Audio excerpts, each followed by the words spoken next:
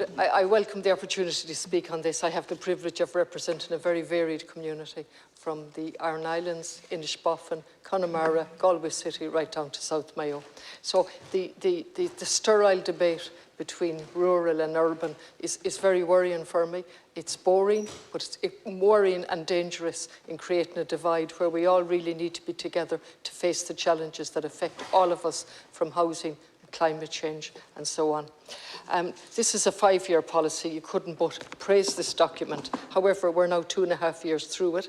There's 150 commitments. There are no time sets for any of those commitments to be achieved. I want to say you've done many good things, Minister, and the previous Minister, and it was a very good decision to set up this department. So let me get the good wishes out of the way and then look at what's not been done, because 150 commitments with no time set out.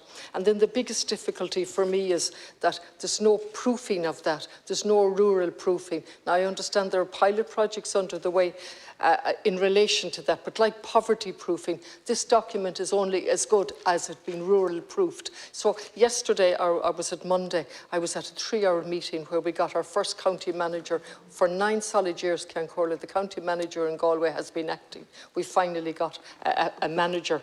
And we got a fantastic presentation from all the directors. But what struck me was the variation. Some towns benefited and some didn't. And of course, I had a particular interest in Connemara, and its absence from the presentations was noteworthy.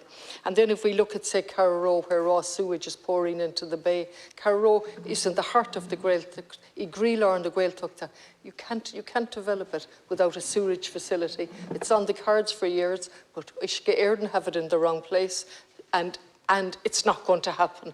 Then we look at housing and some very good initiatives all over the county in Galway. Go back to Connemara again, Cheantair Thuaithe, the amount of places deserted and a population falling and no overall plan.